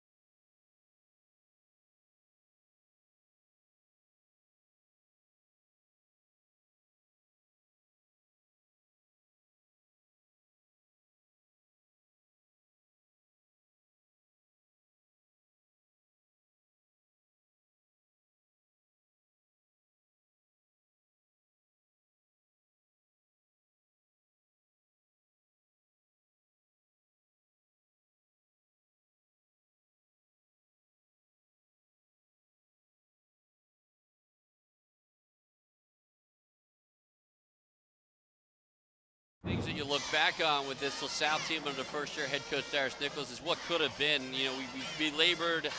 It can't be labored because what has happened injury-wise to this team is just unprecedented. And second most injuries to any team in America. But this is an A-10 that's a very competitive year. And the Explorers have beaten Dayton. They've had George Mason down by 14. They've been competitive at different times during the year. You just wonder what could happen if Darius Nichols had those 16 new players together for any strength of time. But it's still going to be a fun time coming up in Pittsburgh because this, St. Louis lost last week to Rhode Island, and Rhode Island comes down a couple days later, loses here to, which is at that time a 7-win team. St. Louis is struggling again tonight, so anything really can go in this league. Yeah, you got St. Joe's playing pretty good basketball. Fordham is improving. They're winning some games now. It should be I'm looking forward to getting out to Pittsburgh and just enjoying some good basketball. Absolutely. Hunger hits the first free throw. And you look at this GW team, and it's another one of those anomalies, except the only thing you can explain it to is the A-10's really good this year from top to bottom. So the Explorers played GW on January 30th as Hunger hits January 3rd. they would lose 3 of the next 4 games. That was before the Castro injury. So you know we missed 6 games since then where they went 2-4. But they lost to Dayton, Davidson, and George Mason. So if they get back healthy, St. Louis is St. Louis, VCU is VCU. Dayton looks like they're putting it back together after they got derailed here in Philadelphia. And we could have some fun out in Steel City. Absolutely. I mean, this GW team here, with the combination of players that they have back now and their ability to play Castro and Hunger together, and then you include the three-point shooting that they have in Trey Autry and Dinkins coming off the bench. And of course, I talked a lot about Tyrone Marshall tonight and how versatile a player he is and all the contributions he makes to this team. They're going to be a tough out. Absolutely. And we thought that when we saw them at the beginning of the year. This is a really good team. Dockery back on the stripe. He's taken over as he's prone to do, particularly with his fallen teammates. Not available. Makes 1 out of 2 this time. His first miss from the free throw line. He'll settle for 16 points. LaSalle trailing it by 22. Jones, skip past the corner. Autry catch and shoot 3, and he buries it. Nazhart late getting there. Autry knocks down his 4th three-pointer. The Revs are 9 for 17 from beyond the arc. Yeah, you just can't be late. You just can't be late with this GW team. Johnson kicks to Truth Harris. Gets the defender up. Now Johnson. He'll step back for 3. Pow! First make from beyond the arc this half. Jaden Johnson doesn't hit a ton of them, but boy, the Explorers needed one there. Yeah, and that's something that Jaden Johnson's going to have to work on this summer. He's going to have to become a more consistent outside shooter. 9 three-pointers in the first half, the first one here in the second half. Jones drives. A stop and go was enough. He needed to freeze his defender and make the layup. Yeah, that stop and go made it look as if he was going to reverse course and back the ball out, and he just kept going towards the basket. Really nice job by Christian Jones. GW still shooting in the high 60s from the field. Dockery, the workhorse, this time rejected. Into the corner. A pump fake and a drive by Jones, near side. Good ball moving around. They find the open man. Now Dinkins is going to drive, kick it back out. Autry. He misses a 3. Johnson across midcourt. He's going to bounce past the Dockery, reverse layup. Pump fake, gets his shot blocked again. Hunger, and then Dockery fouls him out of frustration. Not a lot of times you're going to see Rob Dockery rejected at close range like that, but that's twice now. Yeah, every now and then, you know, he just gets in there, and Luke Hunger's size and strength. I mean, I really like the way Hunger approaches this game. He really has a good feel for the floor, on both ends of the floor. This was a lopsided fouled half where GW was called for 7 quick fouls to Explorers 2, but that's gone exactly the opposite way in the last couple of minutes. Now 9 team fouls on the Explorers. Hunger misses or makes the first of a 1-on-1. One of the things Dockery does is he does a great job of getting to the hole, but sometimes when he's in there, he doesn't get a lot of elevation on his shot, and therefore he gets some shots blocked in there. That's Nazhart's 4th foul, by the way, a couple possessions ago. Actually, he was called for this most recent foul. Castro back in, and, well, he's gotten the warm-up he needs after 6 games missing. You know, I was looking to see if Coach Caputo was going to put him back in. You know, from my perspective, I've seen enough, right. Considering, you know, you're up as many as you are. But, again, he's got to work himself back into game shape as well. They've got a big matchup against Dayton coming up on the near horizon. Dockery with a strong take baseline again, a rejection, but this time Castro gets a little bit extra. And we'll send Dockery back to the stripe where he's 4 for 5. Castro whistled for his first. Rob certainly gets to the basket when he wants to, doesn't he? Eric Acker out there with Damon Strand and Ashton Walker. So it's 3 guards and, well, 4 guards because Dockery's technically a guard trapped in a big man's body. He's a point forward, right? And Nazhart out there. Dockery makes the first. Yeah, we talked about this team, and we're so impressed with about Darius Nichols is how competitive they are, how much they fight, how he will not, and you've heard it at halftime, He will not take the injuries as an excuse. He will not back down. He will not be pessimistic as Dockery misses the second, but then gets it right back, finds Hart, and he throws down the dunk. So a rare offensive rebound for the Explorer and a finish.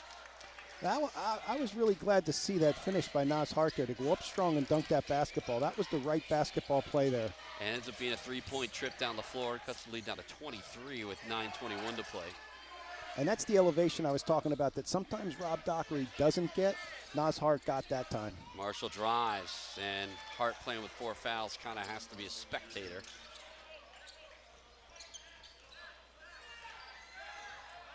Across midcourt comes Walker. Nas just bounced off of Marshall there. Here's Ecker for 3. It won't go. Dockery gets the rebound. Here's Strand.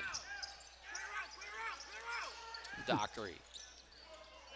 Strand fakes a 3, gets Castro in the air, dishes off the Hart. Hart throws up an air ball, and that's... Yeah, just needs to improve his offensive game there. Just kind of was a little surprised by the ball coming to him right there, and just reacted with a, what I'll call a push shot. Yeah, not quite a hook, not quite a, it was more a line drive, but nothing but air. Castro now driving a kick to the top. 3-pointer, way off the mark into the hands of Acker. Cross midcourt comes Acker. Acker to Strand. Strand for 3. That one won't go. Rebound. Dockery rips it back away. Goes up, draws the foul, but can't get it to go. With 8:05 to play. Listen, I don't want to sound any more alarms, but as I saw Nas Hart kind of not really contest that layup because he has 4 fouls, I'm looking over at the bench, and I don't see Edwin Daniel on the bench. Truth Harris just came back to the bench after getting some treatment behind the bench, but the Explorers' only reserve big is not on the bench as Dockery hits the first free throw. Yeah. Now he comes back in. He was at the scores table. Okay, because I see in, Jaden Johnson back over there drinking water behind, almost in the foyer. So Daniel was at the scores table for a long time. So that's a little bit of a relief there. Well, we've had so much. At this point, we have to question everything. Absolutely. We've had so many injuries and illnesses and everything else. So Dockery with a make, 6 for 8 from the free throw line, now 17, and let's call it 18 points after he makes the second. Truth Harris checks back in with 8:05 to play. 80-57, GW on top. It's been all second half. The Revs led by 5 at halftime back in January. They led by 10 today, and they outscored the Explorers by 17 in the second half in that first meeting, and are on the way to doing it again. When they average 83 points a game, they will get that and then some. 8 minutes to go. Double team into the backcourt. And here's a deflection. Acker gets the steal. Fakes the pass, drives, and he loses the handle. But Ashton Walker trailing the play, puts it up and in. I don't know how that's not a foul. Yeah, agreed. A 21-point lead for the Revs. And a technical foul called on Darius Nichols, who clearly agrees with you, Richie Tarr. Yeah, he got knocked to the ground. I don't know if we'll see that again, but that's clearly a foul. I don't know if the ref fell asleep there or what. Yeah, Darius Nichols letting the officials have it, and we'll pick it up when we come back. 7:36 to play here in the second half. It's GW 80, LaSalle 59. This is Explorer Basketball on ESPN+.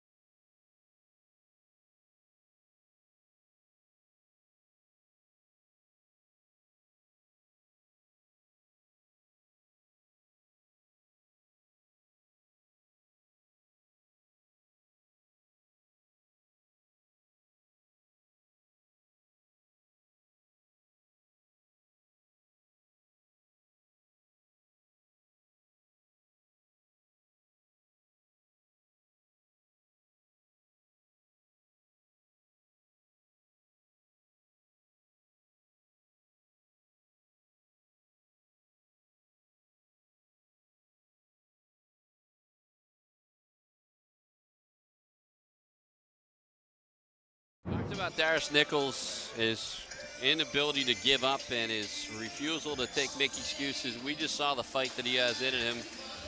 Just on a breakaway, Eric Acker was seemingly fouled.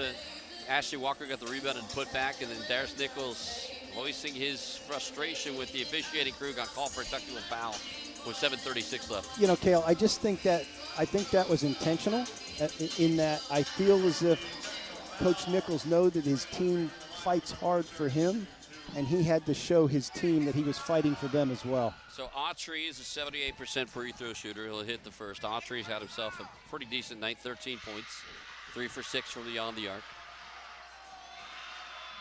And he makes the second. Statistically, both teams shooting in the same vicinity three-point wise, but GW's really come on in the second half. 4 for 10 from the arc in the second half. Remember, the Explorers were 9 for 16 in the first half, just 1 for 6 here in the second. So after the 2 free throws, GW will get the ball after the bench technical. Here's a double team, top of the key. Castro in traffic, fouled by Strand it's got to be Edwin Daniel, who's whistled for his second. 7:27 to play, 2 shots the rest of the way for the Revs. If I'm Chris Caputo, I'm maximum giving Castro to the 5-minute mark before he comes out and calls it a night. It's just a little chippy. LaSalle fouling on the inside a little bit, not intentional, but just trying to defend their turf. Just don't need to step on somebody's ankle by accident, or especially when you have these Dayton Flyers lingering who are putting together a whooping of St. Louis. Number 23 St. Louis had not lost in the A-10 until last week. There's another team. I mean, Dayton, they've struggled this year, but when you look at their talent, you got to say, hey, don't count them out in the A-10 tournament as well. The only other game going on in the A-10s tonight. But GW has a lot to play for, and they have the talent to make some noise.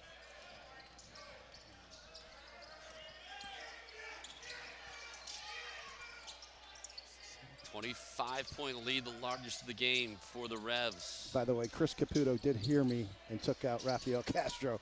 After he made 2 free throws. Now Dockery, his first three-pointer of the night, barely draws iron. Edwin Daniels there, though, to get the rebound, and then is fouled on the attempted exit. Well, this GW team comes in mid-pack, but if they put this one away tonight, they would climb up even with Davidson and Fordham in the middle of the A-10, and top 4 is still within reach with 4 games remaining. They have 6 conference wins. Daniel will go to the stripe. And when you said Fordham up to the middle of the pack, yeah, 6 weeks ago, that didn't seem possible. At the time, LaSalle had beaten St. Bonaventure and Dayton in the same week, and heading up to Fordham, that was really struggling at the time. Thought this could be the start of something bigger, and the Explorers would end up losing 6 straight. Of course, the next home game, we'll see that Fordham team on the night that you mentioned earlier that will be honoring Coach Bill Speedy Morris. And when Daniel makes a pair,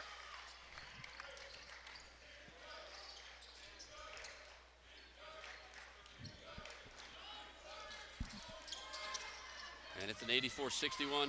Oh, and with Daniel then. It's called for goaltend. Great hustle, though, by the big guy to get there. They give Hunger the 2 points and the field goal. Now, if that were the international rules, that would have been a clean block because you're allowed to touch it within the rim area.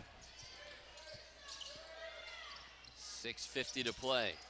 GW pulled out to a 10-point lead at the half and really never let the Explorers back in. Now Dockery maybe showing some signs of fatigue, turns it over, and GW converts. They have their 14th point off the turnovers. Explorers, that's just their second turnover of the second half. GW's played almost spotless here in the second half as well. Both had 9 turnovers at the break. Now Walker for 3.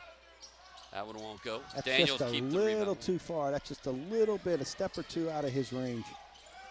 Now Dinkins deflected out of bounds by Walker with 6:12 to play. Walker was a good 2 feet behind the 3-point line there. So Saturday, the Explorers dropped Rhode Island, sweeping URI for the first time in program history. They won up at Kingston, in January. But GW looking to take both games from the Explorers here. 6:03 away from doing that with the 20-point lead. Hunger adds to it. Yeah, that's just a real strong move by Hunger there. Well, you identified this guy in the pregame show. We asked Richie Tarr's expertise, who's he going to focus on, and we didn't know what Castro, his availability would be like. You focused on Luke Hunger, and he has really delivered. 18 points now. No, 16. Deep three by Walker. He is developing a threat from deep. Walker with 3 3-pointers tonight. He had 4 on Saturday. Now they leave Hunger alone for the easy layup. Yeah, a little gamble there by the Explorers. Hunger just slips to the paint for an easy 2. 5:20 to play. 92-64 GW advantage, and now a turnover to the third of the half for the Explorers. Just beyond the reach of Acker with 5:11 to go. Jaden Johnson has had an extended breather. He's back in the game now with Nas Hart. Unfortunately, I don't have any eligibility left. We've had people recommending that. A lot. People have suggested you pull out the number 14. Those days are long gone. Mike McNamara, or no, actually, Brian Fish sent us a text about that. Here's an inbounds, or entry pass, knocked away. It's just the second turnover of the half for the Revolutionaries. Behind the back goes Walker. Walker pivots, he's in trouble.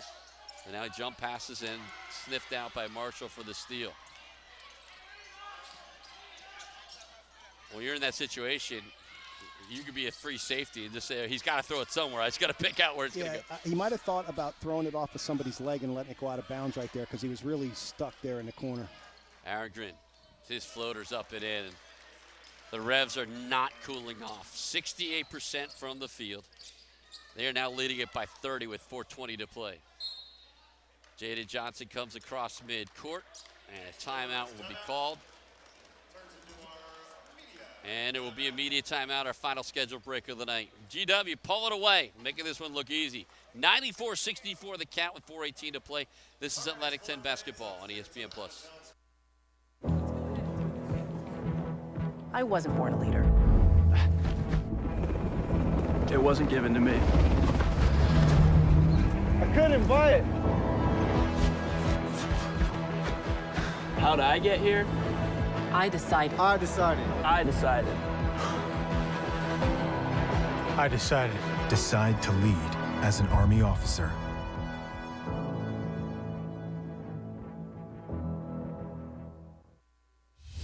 For 50 years, the Atlantic 10 has stood for more than competition, creating a legacy of leaders and legends.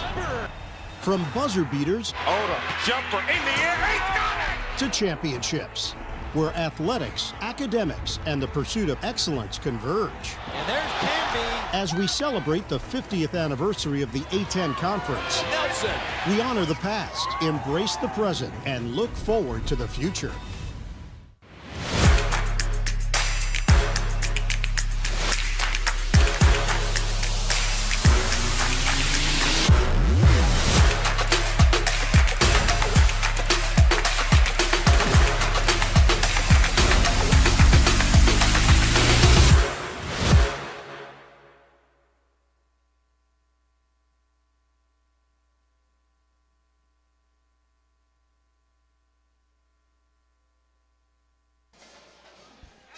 .418 to play. Well, Darius Nichols in his first year as a head coach of the Explorers, we talked about, a couple times about how he faces the music. He's not making excuses, but he brought 16 new players into this program in his first year at LaSalle. 16 of them. Only Eric Acker returns from last year's squad. He replaced a Hall of Famer in many regards and a future Hall of Famer many times over in Fran Dunphy. And now over 120 games worth of action missed by about 11 players, illness, injuries, and he's still stomping on that sidelines like this is a 2-point game. 94-64 the GW lead. Yeah, he's still giving the officials a little gruff and just not giving up on the game yet. You know, and that's leadership. I mean, he's just showing his team we don't quit. He doesn't want to see them quitting on the floor, and he's not going to quit on the sideline. And when the team was more together, again, we stress, there's never been a time this year when they were 100% healthy, not even the first game of the season. There were times when they were so connected, looking so solid. Here's Jaden Johnson. Oh, hits the jumper. And you see the style of ball that Darius Nichols wants to bring, and it's fun.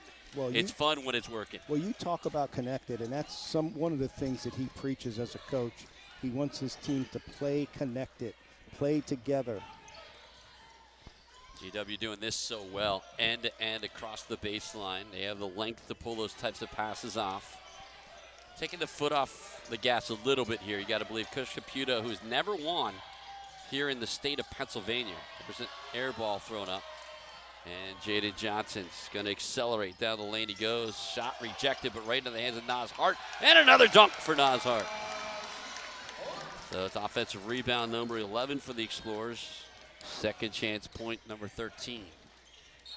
And Marshall, wow, he looks like he initiated the contact. Huge on Strand, but Strand will get called for the foul. Yeah, he lowered his shoulder. Unfortunately, the size difference, Strand just bounced off of him. But there's Jaden Johnson going to the basket, missing the shot, getting it blocked, and then Nas Hart with the dunk. I like when we have big men that can dunk the basketball. You take any question, Yep. any chance of getting it blocked or a chance of missing the shot, just go up there and throw it down. And to say nothing to the fact that if you follow this team this year, not only three-point shootings have been an Achilles at times, and I don't want to use that sheepishly, but like it's also been layups. There was Fordham, Richmond, Penn, all games that if you make, last week against Duquesne, you make your chippies, you make your putbacks, you make your floaters, you win maybe 5 more games by my count right now. Yes. If you make not all of them, just, there's a chippy Rob Dockery makes, but it's on the other basket. Yeah, Trey Autry's going to get credit for that. And so, so if you're a big man, you take away the doubt by just dunking it. Now Dockery. And he gets run into from behind by Dinkins with 3:02 to play. But we mentioned this, and a moment that jumps out in our head. There's been times since the Dayton game, the Explorers jumped out to a 31-8 advantage, held on, played really strong down the stretch to fend off Dayton. But the Penn game, there was a time when they built a 15-point lead against Penn when they were clicked. Noah Collier was available for the first time in a year. Brewer was not yet injured. They were clicking on all cylinders, high-low passing. We've seen it at times, but how could you get that consistency of play when you – and again, he was playing 11, 12 players at a time and saying, hey, earn your minutes every night. There's no incumbents. There's no guarantees. You're going to bring it on every possession. Body language is going to get you out of the game. And now – without that consistency, they did get down to about an 8-9 man rotation when the Explorers played Rhode Island, and that's when the real injuries started to blow up at Rhode Island. Yeah, it's been an unprecedented season. Still some games left to go here, but definitely when it's all said and done and it's all over, LaSalle will be happy to move on and recruit for next year and try to build a better team than what they had this year based on injuries. Walker goes to the rack. Good, strong take. He can really get things done under duress. But, Hunger. Luke Hunger, just good spin move to the baseline. 20 points in the game for him. 27-point lead with 2:24 to play. Jaden Johnson drives it back. Dockery fakes the three. Into the lane he goes. Hangs in the air. Draws the foul. Dockery with 22 points. He's got a chance for a career high here with 2:16 to go. That's a tremendous move by Dockery, but I'll tell you what I would like to see him improve on. Once he pump faked and got by his man, stop and pull up for a jump shot. That was a terrific play to get to the basket, but I think over the summer he needs to work on that mid-range game. Dockery back to the stripe again. He's been getting to the line. Now 10 for 12 from the free throw line. By the way, Hunger's career high is 31 points against George Mason this month. And Hunger has how many now? 20. Aaron Grin. Stops, goes, gets Walker in the air, then a block shot. Walker stays with it. Has a 3-on-2 break. Strand for 3. In and out. Under 2 to play. Damon Strand has not been able to find his mark tonight. Now 0 for 4 from the field. Aaron Green.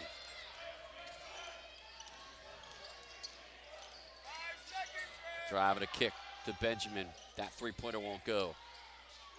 Offensive rebound for the Revs, who are actually being out-rebounded by the Explorers, shockingly. But again, no, that's not true. It's a 32-26 advantage for GW. Still shooting 67% for the game. Here's another turnover.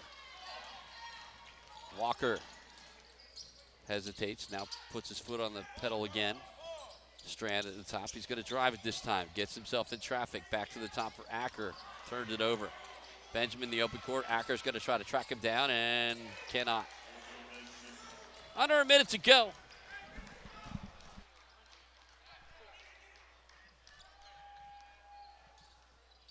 The Explorers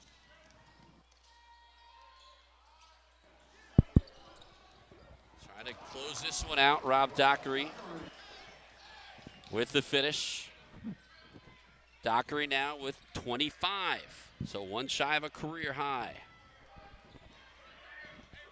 30 seconds to play. He might get a chance to get that career high. There'll be 8 seconds in game at shot clocks. I doubt the Explorers will take a shot.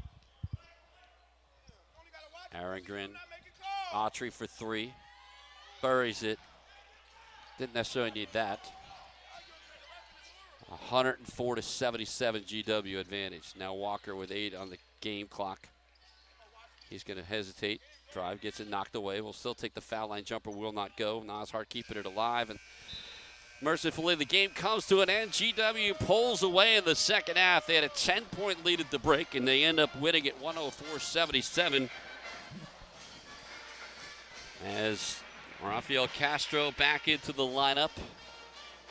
And he wasn't even the biggest factor, although just being there draws some attention. Castro 16 points, 7 rebounds, but Luke Hunger 20 points. Trey Autry 19. 5 players in double digits for the Revs. The Explorers led by Rob Dockers, 25 points, 13 each for Ashley Walker and Truth Harris. And now let's go courtside with our halftime or courtside interview brought to you by Listen Marion. Let's Coach, go, Richie Tarr and Coach Chris Caputo. Against the undermanned LaSalle team who kept it close in the first half, but some hot shooting. But your size, strength, and talent just won out in the second half. Yeah, I mean, give them credit. They made, I think, 4 threes to start the game. They've been very competitive, even though they've been undermanned. I've been impressed with that. Coming off really 2 good performances at Duquesne and here against Rhode Island, and even VCU here. We were concerned just about how hard they play. I think he's doing a great job with their team. But we had it going offensively, I think, today, and we got enough stops after that initial barrage of threes. Talk about how good it feels to welcome back Rafael Castro to the starting lineup. Yeah, we've been down ourselves here in the last couple of games, down to 7 guys the last 4, only 8 for today. With Garrett Johnson out. But obviously, we wanted to look at those 2 big guys together, and they both did a great job. I think they both had, double figures. Now, Luke Hunger has taken advantage of Rafael Castro being on the bench, and just talk about what he's meant to your team. He's had great leadership qualities all year, and I think the opportunity arose. I probably should have been playing them together a little bit earlier, but we were doing it a little bit before Rafael got hurt, and then obviously we couldn't with Rafael out the 6 games, but we gave it a look tonight. I thought it looked pretty good, and so it's another way for us to play here down the stretch. In watching your team, I look at Tyrone Marshall and just look at what he does for your team, and I look at the stat sheet, and he's got something in every category. He rebounds, assists, steals, blocks, scores. He just does everything for your team. He's got a dynamic playmaker from the forward position, his passing, ability to guard different positions, athleticism. So I think really good compliment to some of our other guys who are probably, they're guards, but they're better shooting the ball. You have them out there, it's really like a point forward at times, and it's been helpful. Coach, congratulations on the win. Thanks so much. Appreciate it. Winning coach Chris Caputo joins Richie Tarr, our sideline interview. If you're sidelined by an injury, call Liss and Marion, personally injury attorneys at Liss and Marion. You're not a client, you are family. Chris Caputo winning in the state of Pennsylvania for the first time in 9 tries. You had that guy, Boo Boo Benjamin, back in the lineup. Trey Autry knocking down for 19 points. Explorers next will go to Davidson. They'll be there on Saturday. GW has an appointment with Dayton in what proves to be probably a precursor to some of the best teams in the Atlantic 10. 2 teams fighting for an A-10 title. The Explorers, Jaden Johnson, driving to the rack. He ends up finishing with 8 points and 4 assists. That's going to do it for our coverage from John Glazier Arena. GW gets a season sweep of the Explorers with a 104-77 defeat. For Rich Tarr, I'm Cale Beer saying thanks for watching and fight on, Explorers.